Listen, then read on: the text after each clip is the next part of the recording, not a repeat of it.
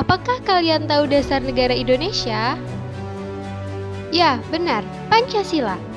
Tahukah kalian bahwa Pancasila merupakan hasil kesepakatan yang dilakukan oleh para pendiri bangsa? Dan uniknya lagi, ada keikutsertaan Jepang dalam proses perumusan Pancasila. Lantas, bagaimana kronologi peristiwa kemerdekaan Indonesia?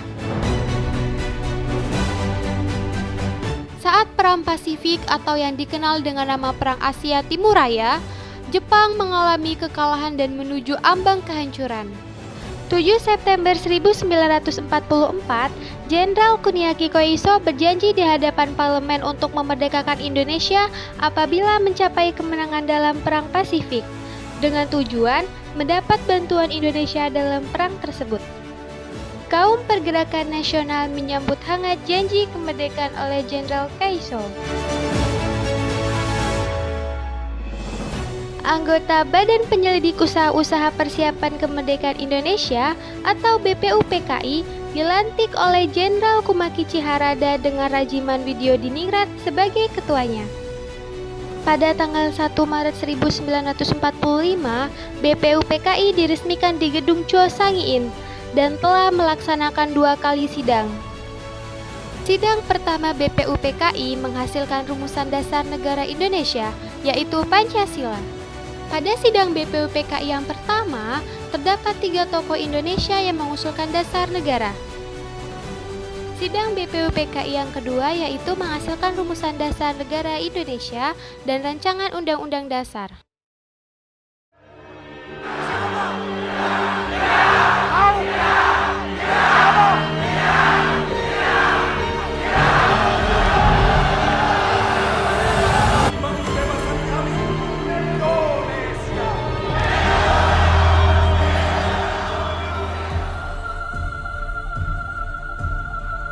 Setelah BPUPKI dibubarkan, Jepang kembali mendirikan PPKI pada 7 Agustus 1945 yang diketuai oleh Insinyur Soekarno.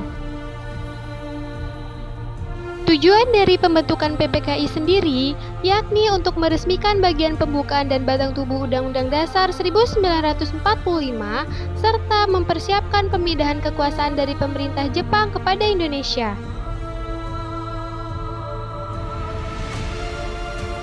17 Agustus 1945. Hari itu menandai kemerdekaan bangsa Indonesia dari penjajah dalam mencapai proklamasi kemerdekaan Republik Indonesia. Lantas, bagaimana peristiwa detik-detik proklamasi kemerdekaan Indonesia?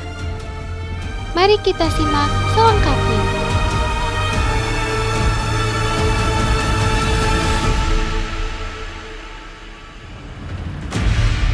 Setelah kembali ke Jakarta dari Rengas Dengklok pada 16 Agustus 1945, Soekarno dan Hatta bergegas menuju ke rumah perwira Jepang, Laksamana Tadashi Maeda. Seluruh anggota PPKI, termasuk Laksamana Tadashi Maeda, sudah berada di rumah tersebut. Sementara, di luar rumah, para pemuda sudah menunggu-nunggu hasil dari perundingan tersebut. Insinyur Soekarno, Hatta, Sayuti Melik, Subarjo dan Sukarni pergi ke sebuah kamar kecil. Mereka duduk melingkar di meja bulat untuk membuat teks ringkas terkait proklamasi kemerdekaan Republik Indonesia. Setelah Bung Hatta memikirkan apa yang sebaiknya tertulis di dalam naskah proklamasi, ia memutuskan untuk membuat 2 ayat. 2 ayat tersebut diambil dari akhir alinea ketiga Rencana Pembukaan Undang-Undang Dasar 1945. Detik-detik menuju proklamasi kemerdekaan Indonesia semakin dekat.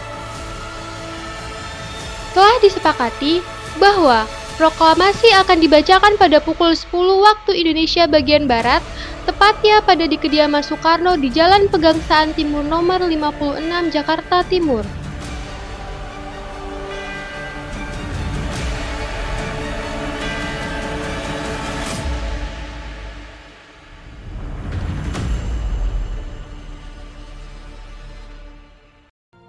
Proklamasi.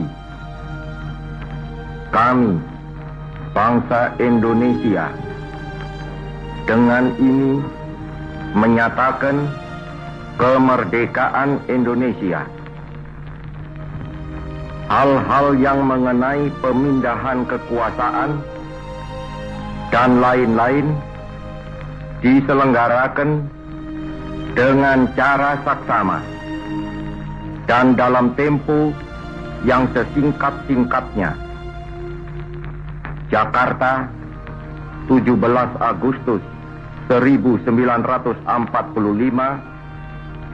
atas nama bangsa Indonesia, Soekarno, Hatta.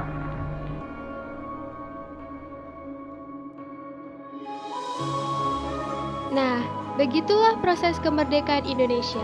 Lalu, bagaimana pengaruhnya dalam kehidupan saat ini?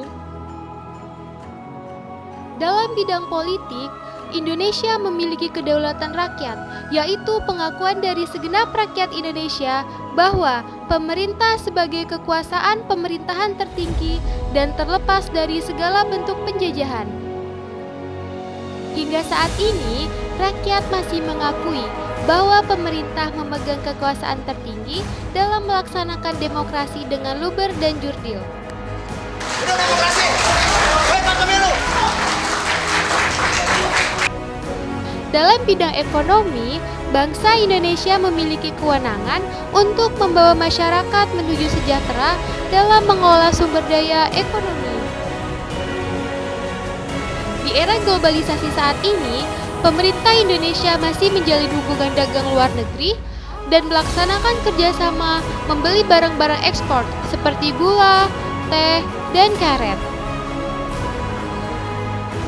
Dalam bidang pendidikan, di Indonesia seluruh rakyat, baik wanita maupun pria, baik yang miskin maupun yang kaya, dapat merdeka seutuhnya dan menempuh pendidikan yang sesuai. Dalam bidang budaya, Indonesia memiliki kepribadian nasional yang tercermin dalam Pancasila mulai dari ketuhanan, kemanusiaan, persatuan, demokrasi, hingga keadilan sosial. Adanya Pancasila sebagai dasar negara hingga saat ini dijadikan sebagai pedoman oleh rakyat dalam melaksanakan kehidupan sehari-hari. Contohnya, budaya demokrasi, yaitu musyawarah mufakat dalam mengambil suara.